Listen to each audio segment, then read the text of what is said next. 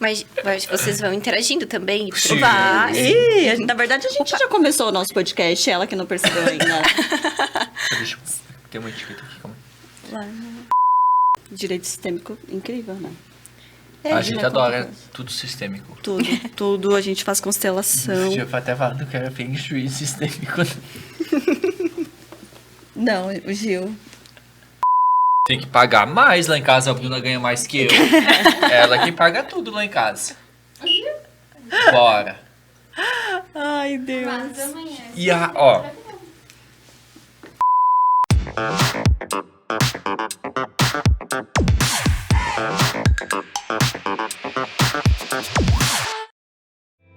Amor, você podia dar essa roupa pra mim, né? Eu te dou a jaqueta e você me dá essa roupa. Então esse casaco não é teu? O de é meu que eu comprei na Cláudia. Sim, esse já é teu, né? Como sempre.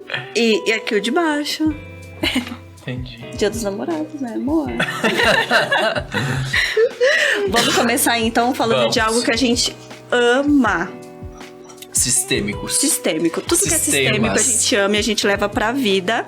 E a gente descobriu que uma convidada super especial faz um direito sistêmico. É Existe isso? Tá direito certo falar sistêmico, assim? a gente nem sabia. Nem sabia que existia. A gente é fã das Eu constelações só quero familiares, isso das terapias sistêmicas, tanto é que a gente já trouxe o Rogério aqui 3 vezes. 3 vezes. Que é o nosso terapeuta e que é incrível. Aham. E descobrimos num bate-papo informal lá no salão que existe direito sistêmico, que isso é um mundo novo, pelo menos Pra mim eu não também. sabia. Quero entender Trouxemos tudo sobre a isso. nossa convidada aqui, Gabi, apresente-se. Então, eu também descobri o direito sistêmico, né, há pouco tempo, assim. E não tem como falar sobre o direito sistêmico sem falar das constelações. Ai, sim. Né? Porque, então, as constelações é que deram origem a essa expressão direito sistêmico, que, na verdade, é a aplicação, né, das constelações no poder judiciário, na justiça.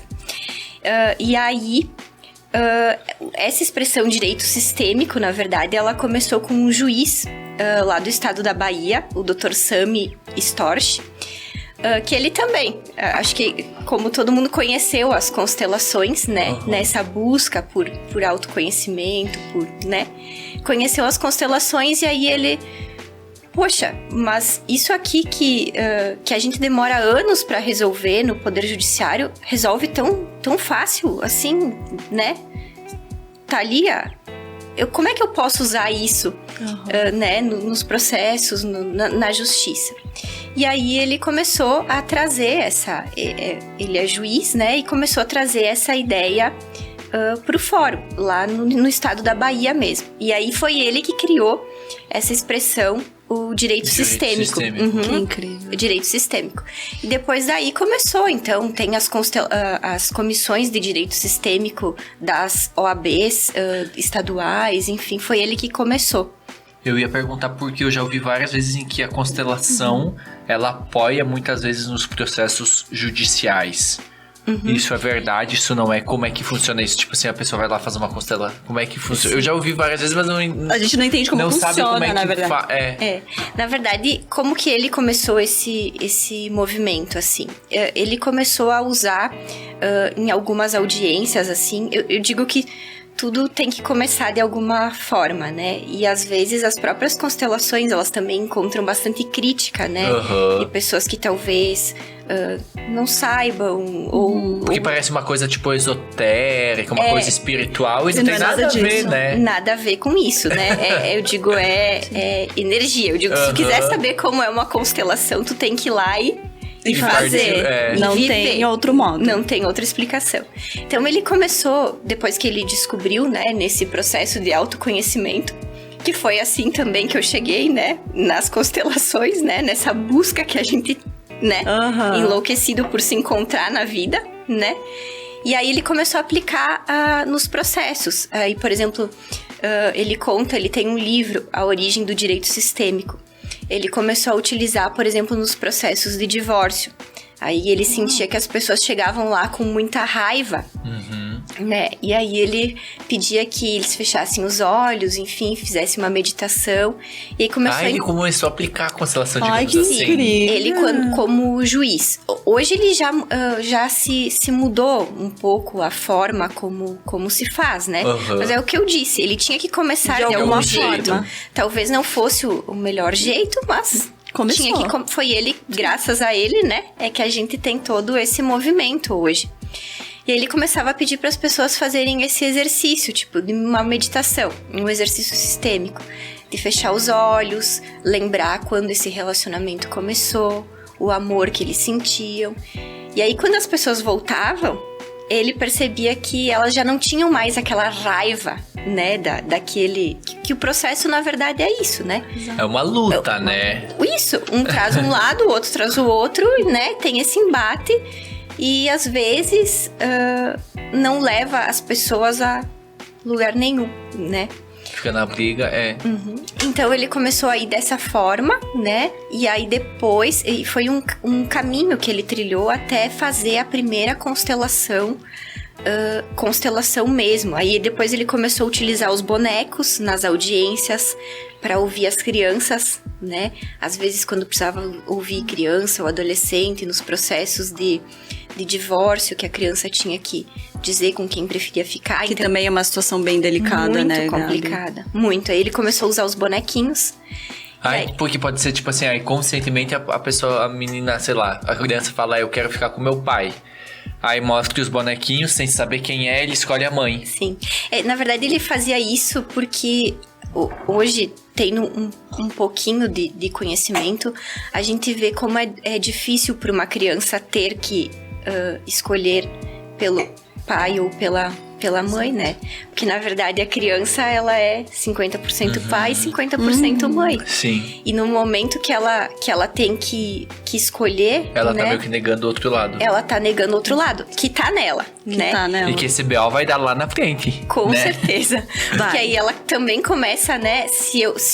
A mesma coisa, os casos de alienação parental, né? Que o pai ou a mãe, um fala mal do outro pra criança, né? Às vezes inconscientemente, né? Em 95% dos casos. Sem perceber que tá fazendo isso.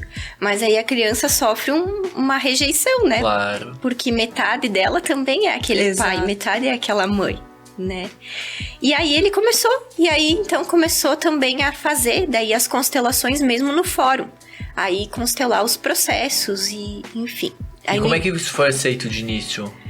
no início, ele que constelava, assim, né? Mas ele procurava fazer desde que as partes aceitassem, Concordasse. né? Fazer a constelação. E aí que começou que isso começou a tomar relevância, porque ele começou a observar que ele convidava as partes para fazer as constelações, e aí ele tinha, se eu não me engano, uma taxa de 92% dos processos que ele fazia, as constelações, ele conseguia chegar a um acordo. Sem que ele impusesse o acordo para as pessoas. As pessoas mesmo começavam... Se abriam pra esse tipo de acordo. Começava a mudar, né? Talvez aquelas questões que não percebiam começavam a vir à tona. E aí ele começou a ter um alto índice de acordos. E aí isso foi até o CNJ, que é o órgão nacional, enfim, começou a ter relevância aí. E aí que começou, né, o movimento das constelações. E hoje tem gente que daí que utiliza, né, essa ferramenta, que eu gosto de dizer que para nós a constelação é uma ferramenta de visualização, né? Que tu Total consegue sentido. visualizar aonde está a origem daquele conflito, a origem daquele problema, né? E tem pessoas que utilizam hoje nas mais... Porque a gente acha que é só no direito de família, né? Divórcio. Tem pessoas que utilizam nas mais diversas áreas. Muitas áreas. do direito. Porque toda situação ele vai ter um sistema, né? Eu, quando conheci a constelação, agora já vai fazer uns 4 anos, eu fui por curiosidade. Não tinha a menor ideia. E constelação, depois eu descobri que o nome constelação é até uma tradução que foi meio mal feita, né? Mas é pra dar ordem ao sistema precedendo que o amor sempre flui na ordem. Então todos nós temos sistemas. Sistema familiar, sistema do trabalho, em cada convivência vai ter um sistema. E aí a primeira constelação que eu fiz meio que mudou minha vida inteira, assim, foi 2 meses depois, eu tava num outro momento já, e aí depois nós continuamos. A gente é adepto, a gente normalmente faz terapia sistêmica cada 15 dias, e aí eu fiz um curso de constelação familiar, mas não com o intuito de ser constelador, mas com o intuito de entender aquelas regrinhas. Dinâmicas. E tem uma parte super legal que foi a que eu mais gostei, que é do, tipo, a constelação empresarial, digamos assim. Organizacional. É muito legal. Isso clarou muita coisa e nos fez resolver grandes problemas que a gente achava que tinha. E que não era problema, era só a gente numa disfunção ali da organização. Então, é incrível. Eu quero fazer uma pausa para agradecer os nossos apoiadores do nosso podcast, Cantina Mascarão, sempre nos presenteando com esses vinhos deliciosos. Viva Farma Farmácias, Cláudia Store, Menon Odontologia, Homem.com, La Taverna Eventos, Mercadão dos Óculos e Ridsat Smart. É isso aí. Obrigado, galera. E aí foi assim que ele começou. E aí começou a ter esses movimentos, né? As pessoas isso tomou uma proporção, enfim, né, a nível nacional. E aí se começou a se ter e se procurar. Tem ideia de quanto tempo faz isso? Se eu não me engano, ele começou em 2010. Eu acho que ele fez a primeira constelação, 2009, 2010. Sim, que começou. Uma década aí quase. E que ele começou a estudar as constelações, acho que foi 2006, 2009, nessa época. Antes mesmo dele se tornar juiz, né? Porque eu acho que todo mundo acaba chegando... Eu mesmo cheguei nessa história do direito sistêmico porque eu sempre tentava me encontrar em algum lugar na minha profissão, né? E hoje eu sei que eu só fui para a área do direito porque eu provavelmente devo ter alguma coisa, né? A gente tem aquela coisa de ser justiceiro, de buscar compensar alguma coisa que, né? Que teve no nosso sistema, talvez, alguma desordem. Então, eu não encontrava o meu lugar. E pra mim, os processos, assim, não fazia sentido. Às vezes, eu dizia, poxa, mas tá brigando ali pra mim parecia muito simples de resolver. E não é, às vezes. Porque cada um... O emaranhamento da pessoa, né? Cada um tem o... Então, eu comecei a ficar doente, né? Eu comecei a enfrentar problemas, né? De doença mesmo, a própria dermatite, né? A própria dermatite. Couro cabeludo, situações assim. Porque eu não me encontrava no lugar e o processo não fazia mais sentido pra mim. Então, nesse processo de autoconhecimento, eu conheci as constelações. E aí, quando eu conheci as constelações, aí direito sistêmico. Opa, né? Pode ser que eu encontre um caminho aqui. E aí, durante essa fase de autoconhecimento, eu também já fiz, acho que há uns 3, 4 anos atrás, fiz uma constelação por curiosidade. E naquela época não fez o menor sentido pra mim, porque eu acho que a gente tem que estar preparada e aberta para aquele momento, né? Tudo tem o tempo certo, né? E aí não fez o menor sentido, né? Naquela época. E aí hoje... Eu olho aqueles movimentos, enfim, aquilo que apareceu e eu digo, claro, né? Faz todo sentido. É porque eu não tava aberta pra entender, né? E aí foi assim que eu que eu descobri o direito sistêmico. E aí, que massa. Depois de descobrir isso, é como se tu tirasse uma venda, literalmente uma venda isso. dos e aí, olhos. Tu nunca mais volta ao normal, né? Porque mais do que eu acho que o direito sistêmico em si, que o direito sistêmico, na verdade, não é uma nova... É uma expressão que surgiu, né? Através desse juiz, do Dr. Sami. Mas ele não é como se fosse uma matéria, uma teoria. Sim. Eu acho que mais importante... É uma ferramenta. A constelação é uma ferramenta de visualização, né? Pode ser que pra mim faça sentido, pra ti não faça, e tudo bem, né? Mas, eu digo, tu tem que viver. O mais importante do que o direito sistêmico, eu acho que é viver o pensamento sistêmico, Sim. né? É tu começar a entender como essas leis, né?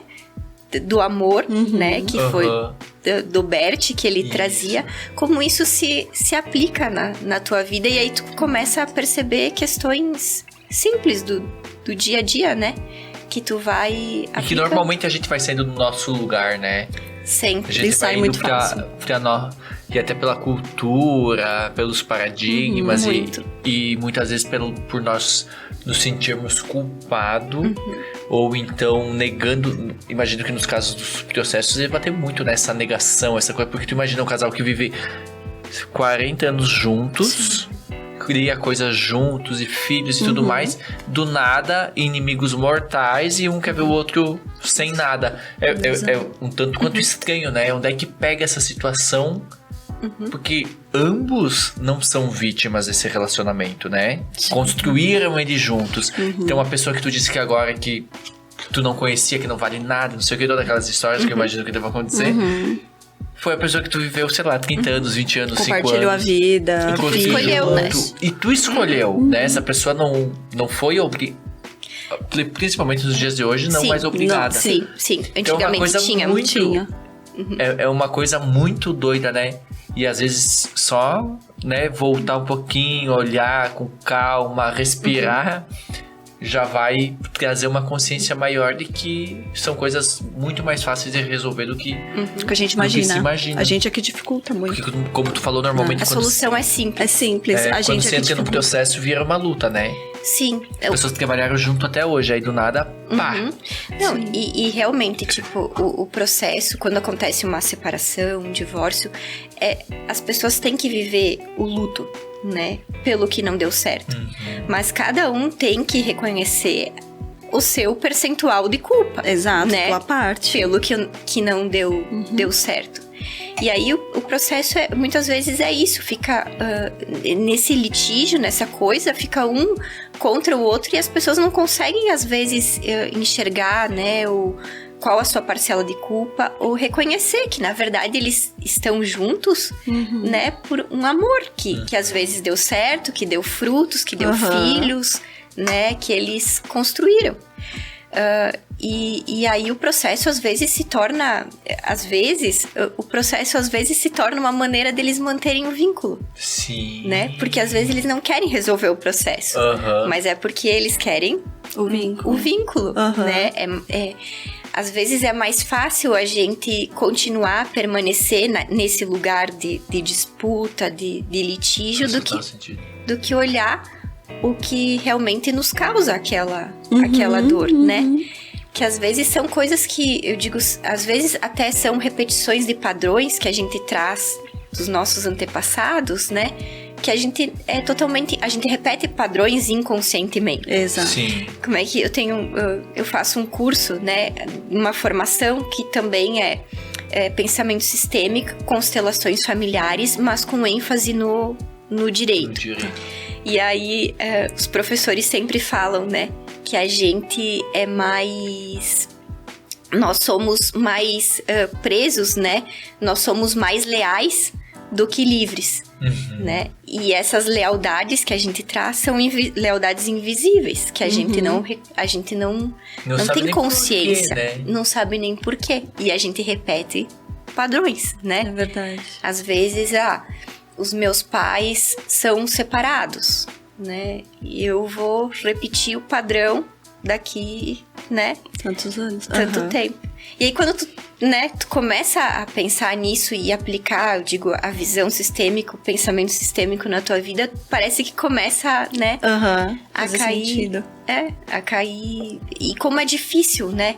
A gente fazer um pouco diferente. Nossa, é muito né? difícil. Fazer um pouco diferente dos nossos pais, do nosso, né? E é no dia a dia. Tava falando... esses dias eu tava comentando que eu dirijo, né? Eu tenho meu carro e dirijo. E aí, como é difícil. Eu sou da minha família, a minha mãe não dirige, e a minha avó também não dirige, e o meu pai, ele aprendeu a dirigir, eu já era, né? E aí tu pensa assim, eu sempre digo, né? Se eu preciso dirigir, eu dirijo, mas se tem alguém que dirige pra mim, eu digo, dirige tu. você. Eu, né?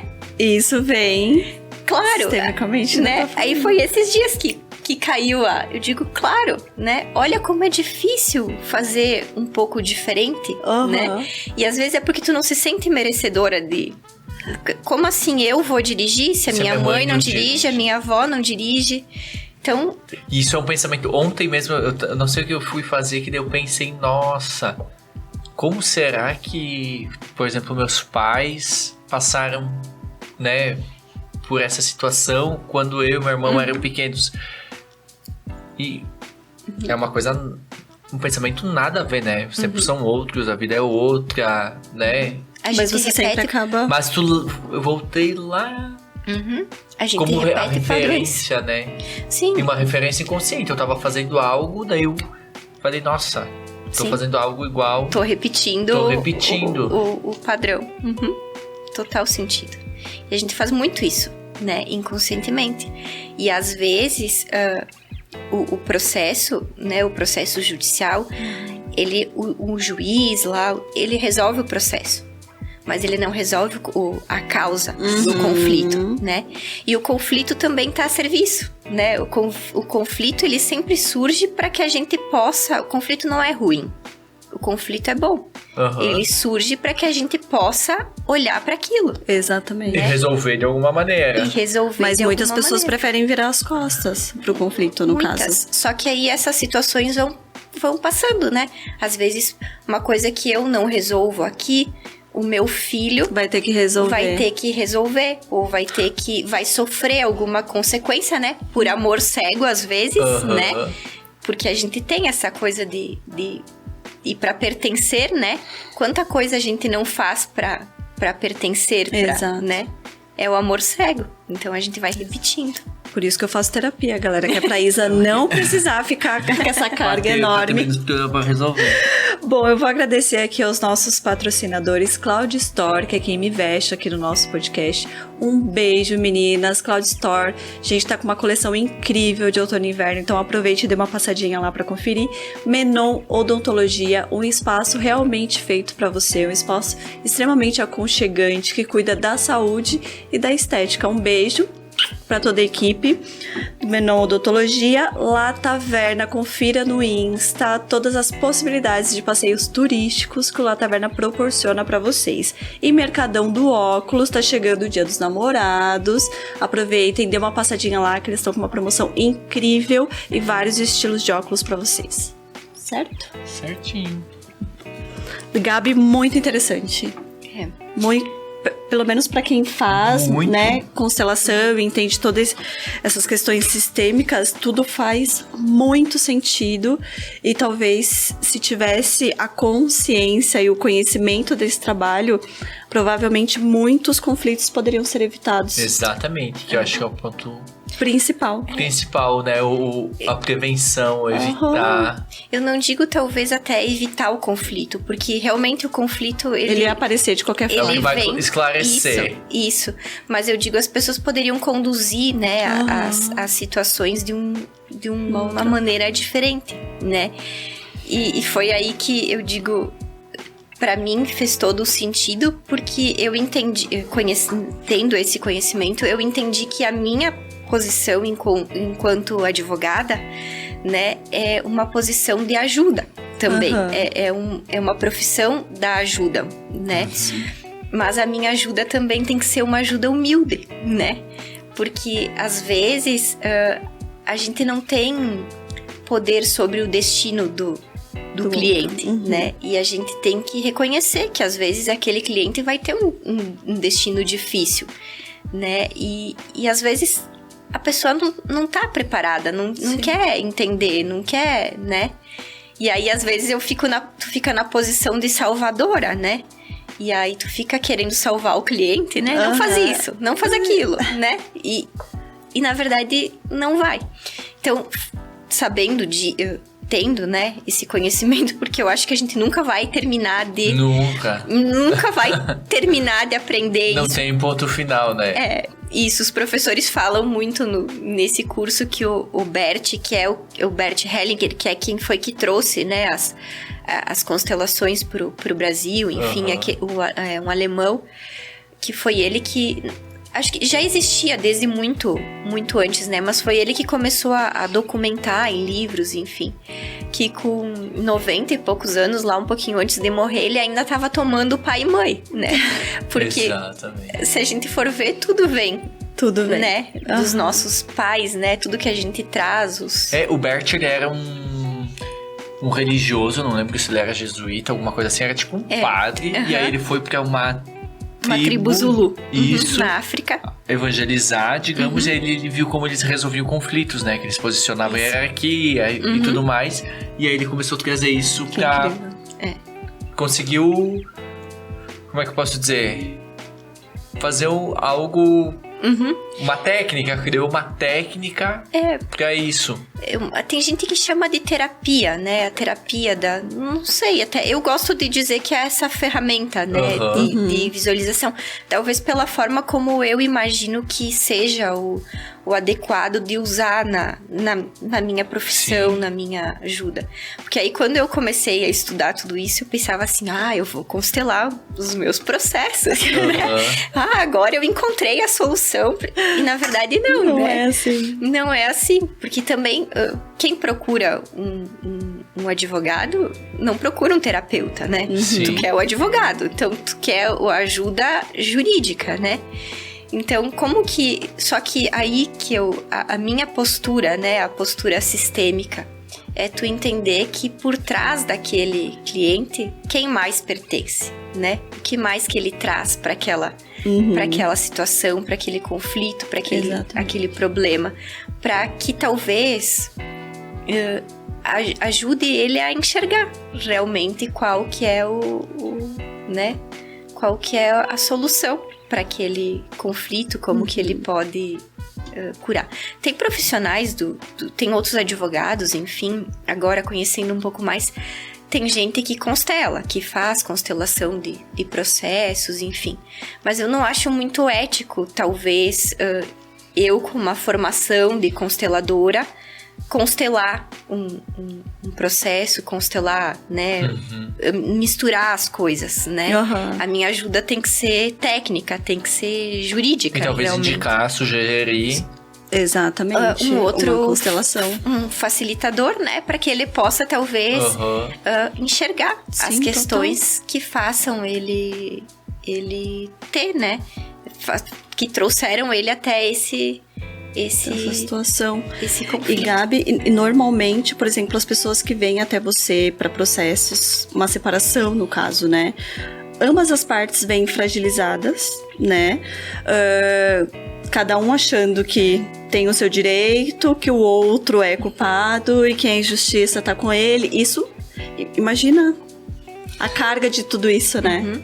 Não, é muito pesado. Porque é como eu disse, por trás dessas pessoas tem, né, quando um homem e uma mulher, né? Por exemplo, o Gil tem um sistema familiar de origem dele. A Bruna também tinha o sistema familiar de origem dela. E aí vocês formam um novo sistema, né? Mas tudo isso, o que, né? Os sistemas continuam influenciando. Eles vêm junto, Total, né? Você nunca casa com uma pessoa sozinha. Você casa com o sistema da outra pessoa. Todo mundo no bolo. Todo mundo no bolo. E aí, essas desordens, às vezes, acabam trazendo problemas pro relacionamento do casal, né? E que aí, eu digo, afloram na hora do divórcio, né? Da separação, que é quando as coisas começam a dar errado. E aí é muito difícil, né? Às vezes tu precisar lidar com a dor da separação, do divórcio, né? Às vezes precisa decidir filho, aí tem que dividir bens. Dependendo do que acontece nisso também, porque às vezes a separação ela vai ser lá Sim.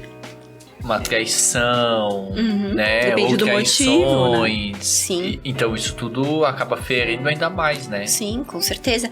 É muito difícil. E aí que tá que eu digo que precisa ter um cuidado, porque como é que tu vai dizer às vezes pra mulher, a mulher traída, o homem traído, que ela também tem uma parcela de culpa, né? Pelo que não deu certo. Sim, ela não é vítima, né? Isso. Então, são questões delicadas, são assim. muito delicadas. Né? Que tem que ir com calma. E eu acho que é por isso que tem o direito sistêmico e a aplicação das constelações na justiça sofre bastante crítica. Porque, como em todas as áreas, em todas as outras áreas, tem os profissionais que são que procuram fazer uma formação, né? E também tem aqueles que não tem ética, não tem, né? Vê um vídeo no YouTube e já sai fazendo. Isso. E aí acabam, né? Causando, às vezes, até mais traumas nas pessoas, né? Então, às vezes, eu não preciso falar isso pra pessoa, né? Mas eu posso fazer, talvez, movimentos para que ela reconheça que, né? Total. E até para também, especialmente quando tem criança, né? Eu digo divórcio quando tem filhos dessa relação. Aí que o divórcio eu acho que fica mais pesado, porque às vezes fica lá o homem e a mulher discutindo, né? E a criança, ninguém olha pra criança, né? Ninguém nem pensa na criança, né? E às vezes a criança acaba virando instrumento de troca, né? De barganha entre o casal, né? Ou até uma forma do... Sei lá, a gente tem alguns exemplos de amigos e tal, em que as crianças meio que se tornam espiões um do outro, né? Péssimo. E motivo de chantagem emocional, toda aquela coisa tóxica. Péssimo. É a alienação parental, né? Acaba virando... Isso é gravíssimo. Digo, as consequências que tem para as crianças depois. Porque realmente isso, a criança ela é 50% pai, 50% mãe, né? E imagina um serzinho lá, tu falando a mãe falando mal do pai, né? Mas 50, né? É como se estivesse falando mal da criança. Sim, como se estivesse ofendendo ele, é óbvio. A própria criança. E isso, é como a gente disse antes, vai trazer problemas e consequências por todo né? Por toda a vida. Depois é uma vida inteira de terapia. Total. Se fizer. Não, eu digo sempre, pai e mãe não se separam. Quem separa é o homem e a mulher. Pai e mãe o Rogério não fala separa. isso, né? Que eu, por exemplo, conheço meu pai e minha mãe. Eu conheço as funções. Eu não conheço a Beth e o Valmir. O homem e a mulher. Exato. Né? Que eles têm uma intimidade que a eu gente não conhece. conheço, né? Então, cada um no seu quadrado. Então, o lugar que a gente ocupa também, ele é... Às vezes a gente se coloca na posição de julgador, né? Isso. A gente julga os pais, às vezes, e julga também as outras relações, né? Exato. E quando a gente julga, a gente exclui, né? E aí a exclusão Retorna. também causa uma desordem Os excluídos retornam. no sistema. Gente, tudo bagunçado. Tudo bagunçado. Se falar um pouquinho de coisa boa, não que isso não seja bom, gente, é o caminho da, né? Conhecimento. Da ordem, né? Mas Cantina Mascarão, nosso apoiador que sempre nos oferece vinhos incríveis. Vamos brindar, pessoal. Não brindamos ainda. Começamos esse assunto sem brindar. Saúde. Saúde. Viva Farma Farmácias. Pode encontrar medicamentos. Eu adoro comprar escovas de cabelo lá. Perfumes importados, maquiagens, tudo mais. Nova Prata, Veranópolis. É isso, acho que são essas cidades. Se eu não errei, Giovana me corrija. Homem.com, estou vestindo roupas do Homem.com durante toda essa temporada. Utilizei. Incríveis.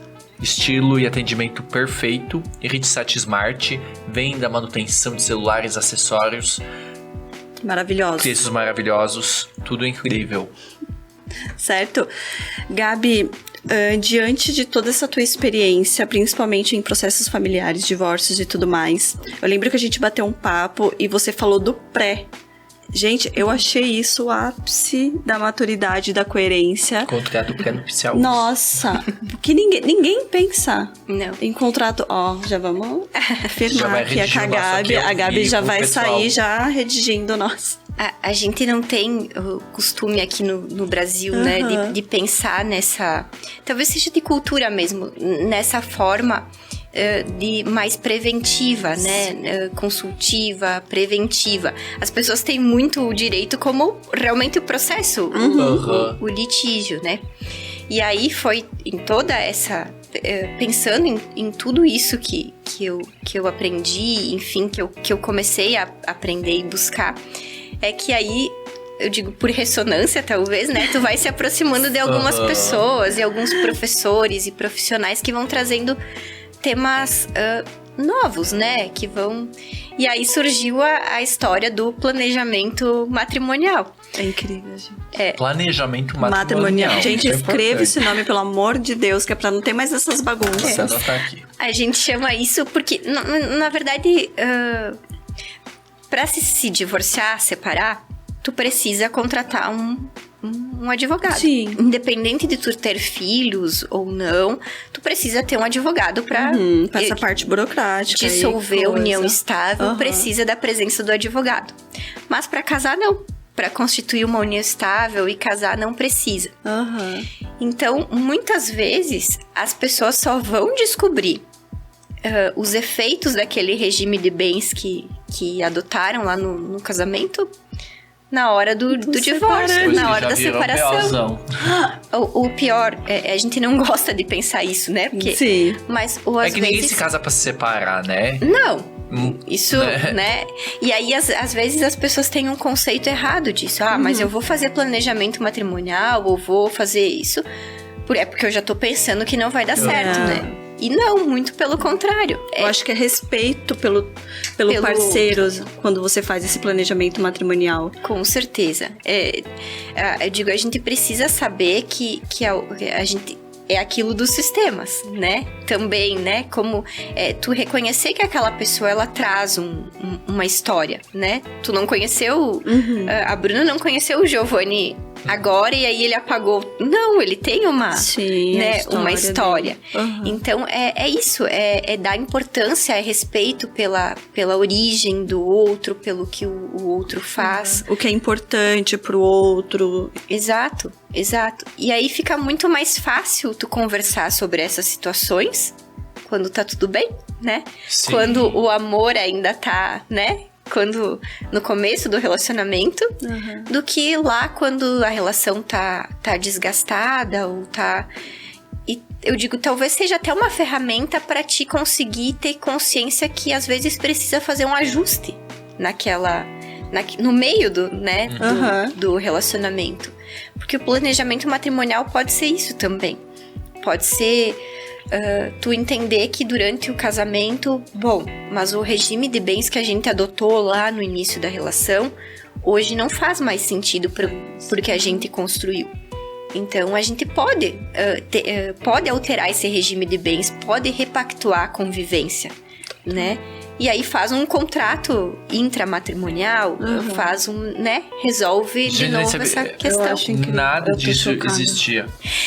Na verdade, esse é um movimento que vem aparecendo agora, porque se fala muito do direito de família mínimo, assim, eu digo, da contratualização do direito de família. Porque... as leis, né, o direito não tá mais dando conta de legislar sobre isso, sobre essas situações, as novas situações, né, que tem surgido. Então, tem surgido esse movimento, né, e aí foi aí que surgiu também da história do planejamento matrimonial, desses contratos de convivência. Porque... No momento que tu tem o planejamento, se houver uma dissolução, ela vai ser muito mais fácil, né? Sim, porque talvez tu já... leve uma vida inteira depois de são fazer coisas algo. que você não precisa ficar repetindo e falando, porque você tem a consciência que isso foi feito dito antes de casar. E eu lembro, Gabi, que a gente conversando, e é dos detalhes bem pequenininhos, tipo, até as coisas mais importantes, pedir exemplos. Né? tem muito... agora começou aqui também as cláusulas existenciais, né? Então, fazer o planejamento matrimonial não é só a escolha do melhor regime de bem. É importante, né? Claro. Porque a escolha do regime de bens é o que vai gerenciar, né, toda essa relação. Tanto se ela terminar pelo divórcio, né? Como também se ela for terminar pela morte de um dos companheiros. Quais são os regimes que existem? Tem. O regime legal hoje, por exemplo, a pessoa vai lá casar e não quer fazer o pacto ou quer adotar o regime legal de bens, é a comunhão parcial de bens.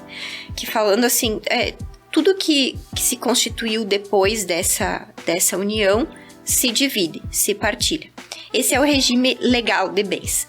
Tá. Até, eu acho que era 1977, o regime legal de bens era o da comunhão universal de bens. Então, é pra gente ver como o direito de família tem que evoluir, né? Porque lá em 1900 e quando os meus pais, os avós casaram, eles não tinham nada. Exato. Tudo que eles construíram, né, foi junto com essa união. Então, o que tinha construído antes, durante... Parece justo que eles dividam, né? Mas sem julgamento, né? Sim. Isso é o casal que tem que decidir o que é adequado ou não. Então, agora o regime... Aí mudou lá em 77. O regime legal de bens passou a ser o da comunhão parcial. Então, tudo que eu constituí após o casamento, divide. Em partes iguais. Em partes iguais, 50% cada um entre o casal. Hoje, a gente tem uma tendência de que é um movimento que a gente imagina que daqui a um tempo o regime legal não vai ser mais o da comunhão parcial de bens. Provavelmente vai ser o da separação de bens. Porque a constituição das famílias mudou, né? Hoje a gente casa depois que a gente já conquistou alguma coisa. A gente quer trabalhar, a gente quer fazer faculdade, né? Sim. E aí depois é que a gente pensa em casar. Então, quando as pessoas casam, elas já trazem algum patrimônio desses relacionamentos, né? E aí, então, se acredita que essa seja a tendência. Então, a gente tem a comunhão, o regime legal, que é a comunhão parcial de bens, a comunhão universal de bens, a separação total de bens, que tem a total e a obrigatória, né? Que são para, em alguns casos, é obrigatório se aplicar a separação obrigatória. Por exemplo, quando as pessoas casam com mais de 70 anos, o regime de bens é obrigatoriamente o da separação obrigatória de bens. E tem a participação final nos aquestos, que também não se fala muito, né? Mas aí, fazendo esse pacto antinupcial, a gente tem a possibilidade de escolher e de pensar qual é o regime de bens que melhor se encaixa para aquele casal, para aquela relação. Por exemplo, se eu vou casar e eu já tenho alguns bens que eu trago comigo, né? Que eu conquistei, e daqui um pouco eu posso colocar nesse regime de bens já deixar descrito, né? Os bens que eu trago, que é para não ter problema lá na hora do divórcio. As pessoas casam em comunhão parcial de bens e aí, por exemplo, eu casei, mas eu tinha uma casa que eu construí aquela casa para alugar, né? Então, aquilo eu não divido. Sim, a casa você não divide, né? Na hora do divórcio. Mas o fruto daquele bem, né? Se o regime for da comunhão parcial de bens durante a união, sim, tu partilha. E o pior de tudo ainda é quando as pessoas não entendem que os efeitos patrimoniais, no caso da divisão, né? No caso de um divórcio ou no caso da morte de um dos cônjuges, é diferente.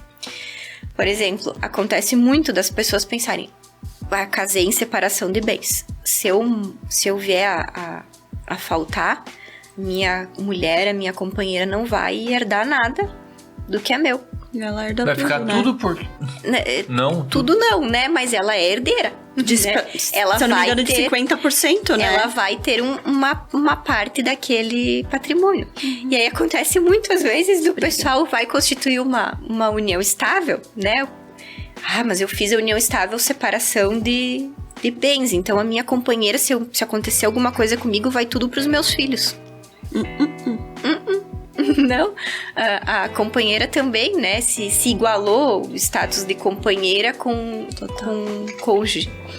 Então são discussões jurídicas, assim, que são, nossa, às vezes, que levam anos, às vezes, para se discutir num processo. E pode ser tribunal. evitada se você faz um... Se pelo menos... E nessas cláusulas, nesse pacto, pode colocar qualquer coisa ali? Ou existe coisas específicas ali? Não pode colocar em regra nada que é proibido, né? A gente tem no direito civil, né? Nada as leis que é em si. Isso. Por exemplo, cláusula de traição, né? Por exemplo, eu não posso colocar num pacto antinupcial, num planejamento, que eu autorizo aquela pessoa eu vou perdoar aberto. Uma traição. Duas não. Não, porque o casamento, uma das regras é monogâmico, né? A gente não pode ter, então não pode. Não vai. Né? Isso não vai Mas tem, por exemplo, cláusulas de indenizações em caso de traição, né? Recentemente a gente teve, acho que foi em Minas Gerais, que teve um caso que saiu na mídia de um pacto que encontrou dificuldade para ser registrado, até para ser aceito pelo registro, né? Que previa uma cláusula de 180 mil, se eu não me engano, de indenização em caso de traição.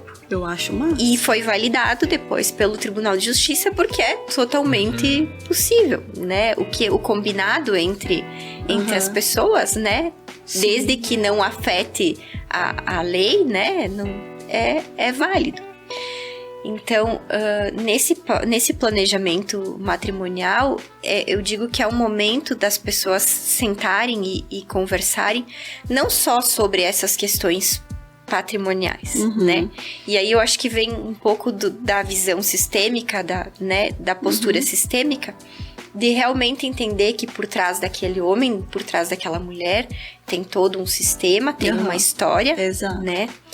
E aí, às vezes, as pessoas, vai lá e adota o regime de bens e acha que tá tudo certo. Mas não conversaram antes, né? Se muitas vezes não sabem nem o que filhos. quer dizer esse regime de bens, né?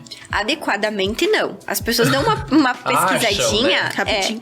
Isso, e aí não vão entender quais as consequências realmente disso. Mas eu acho o planejamento matrimonial importante, um momento importante, e as pessoas não têm o costume de fazer.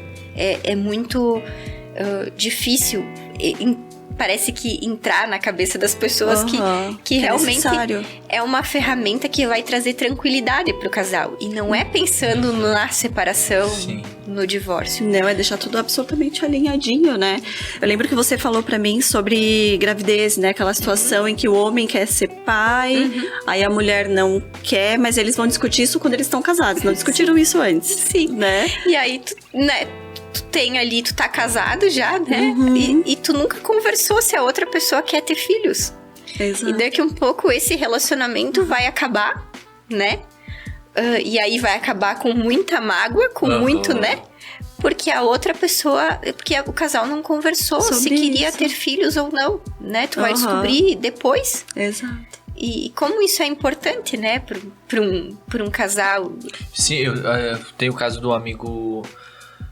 Um amigo nosso em que o relacionamento acabou após 6 anos, porque o companheiro, o sonho dele é adotar uma criança e tudo mais, e o companheiro aí resolveu falar que não queria. Após 6 anos de relacionamento, aí como o intuito do relacionamento era também constituir uma família, ter uma adoção, não havia mais sentido ter o relacionamento, né? Ainda mais aí há a sensação de traição também, total. né? Sim. Não, e tu imagina como isso é dolorido, né? É dolorido pro casal, né? E realmente fica uma espécie de uma traição. E especialmente eu acho que pra nós, mulheres, né? Porque eu percebo que o nosso tempo biológico... Ele é curto, eu acho.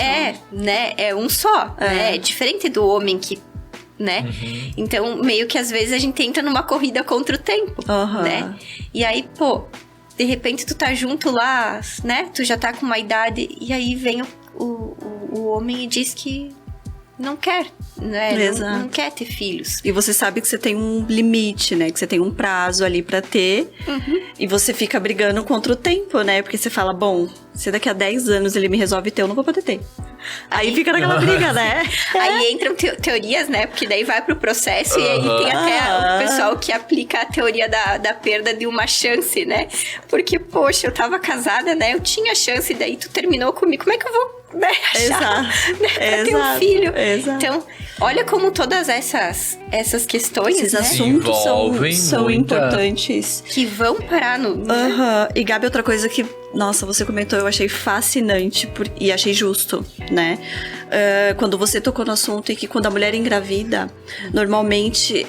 Ela vai abdicar, né, da sua vida profissional, ela vai abdicar, até dela mesmo, gente, é uma confusão terrível. E a gente fica nesse processo por muito tempo de nos doar a gravidez, ao neném, a família. E claro, a gente, não sei se é ruim falar isso, mas a gente perde muito tempo externo porque a gente tá voltada a uma maternidade. Mas nada é falado sobre isso. E a Gabi me disse uma coisa muito interessante, que ela falou assim, não, tem contratos, por exemplo, que você pode fazer como se você... Como que é, Gabi? Como se você tivesse um...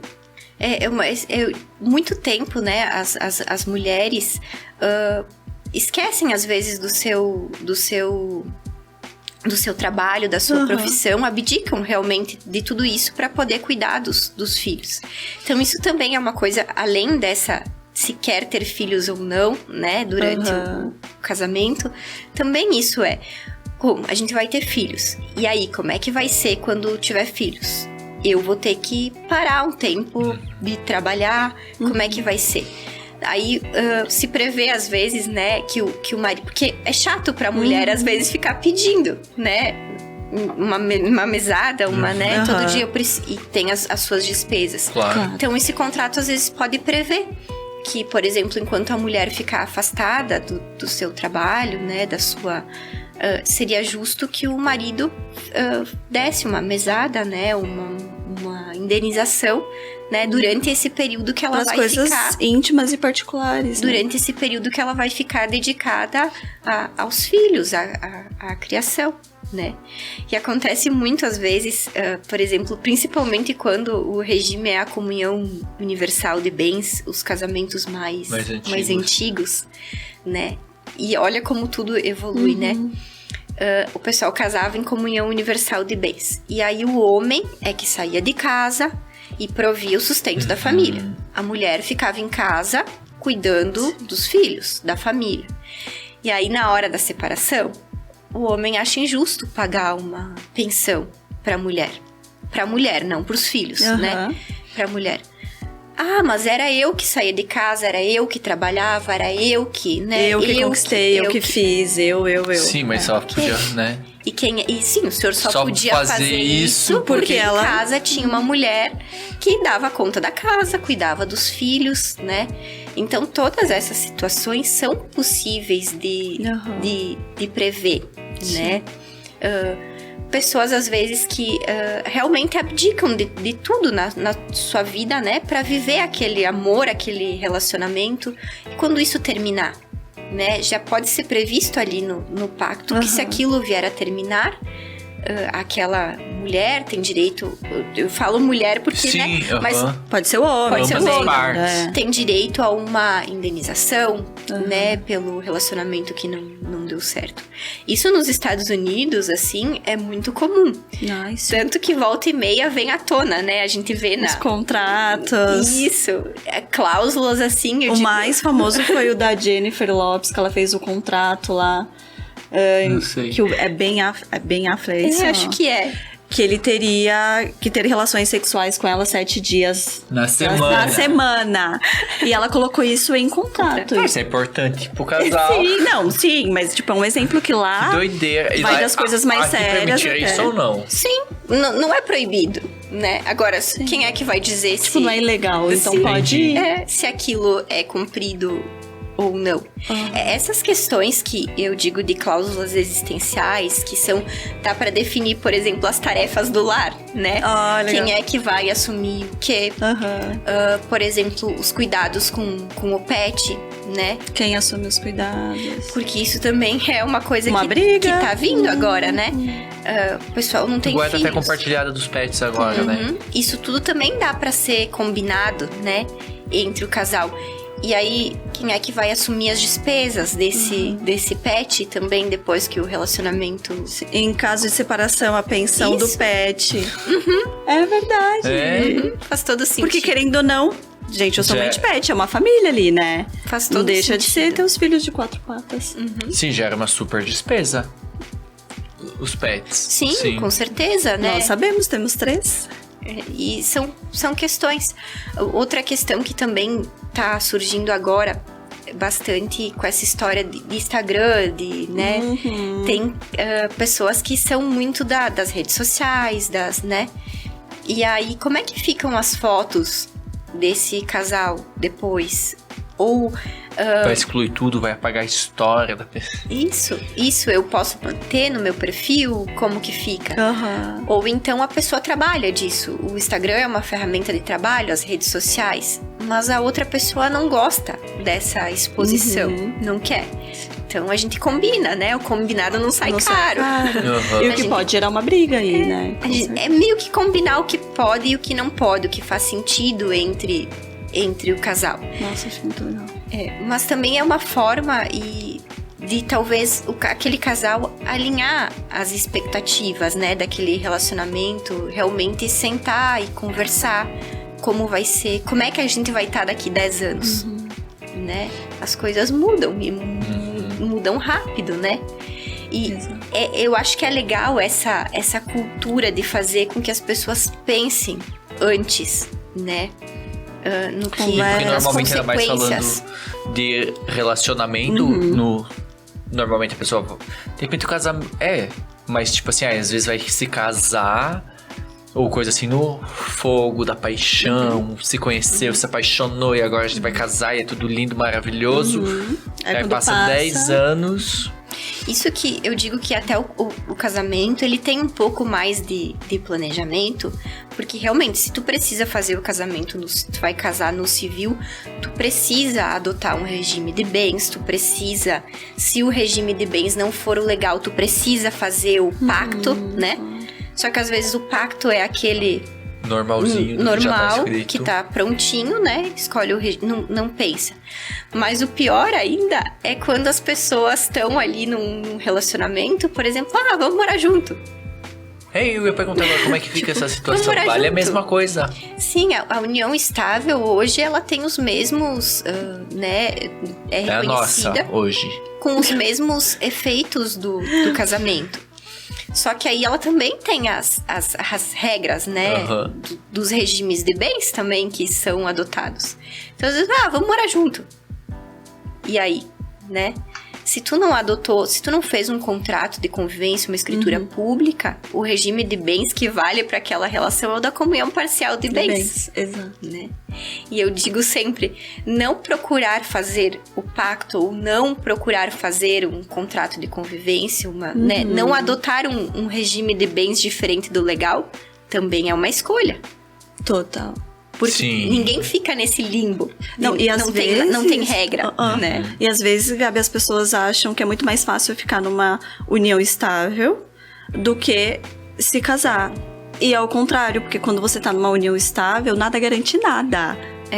Né? Nada garante nada. E pode acontecer essas coisas, tipo, passar um limite de alguns anos, dividir os bens, e às vezes as pessoas, sei lá, começam a morar juntos, mas sem pensar no que elas estão fazendo, né? E quando você casa, você já tem a segurança, principalmente quando faz o contrato, você já tem tudo bem, sabe, alinhadinho, tudo bem.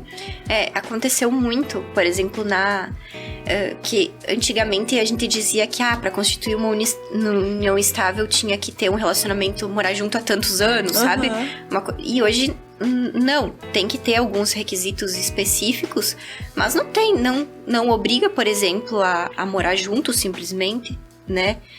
Não tem tempo, né? Então, e tudo isso acontece.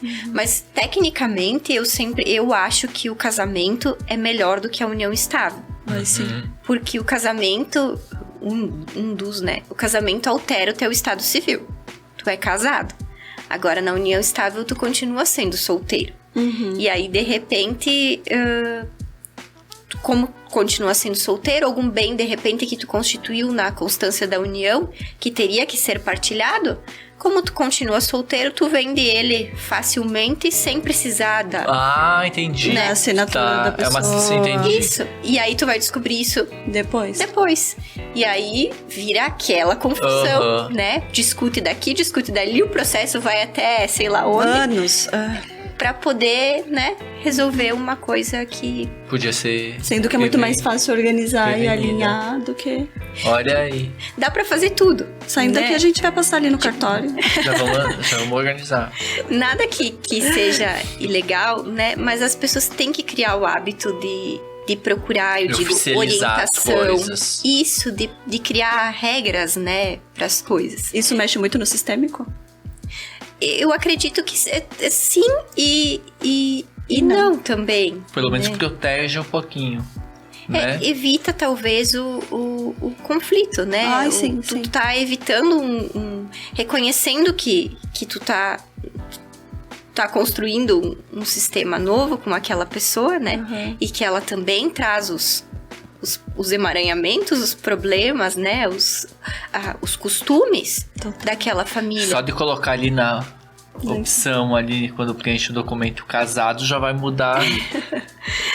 Já vai mudar a consciência da pessoa. Outro ponto interessante que as pessoas não conversam é sobre religião, né? Quando vão casar. O Estado é laico, né? O casamento civil tu não precisa.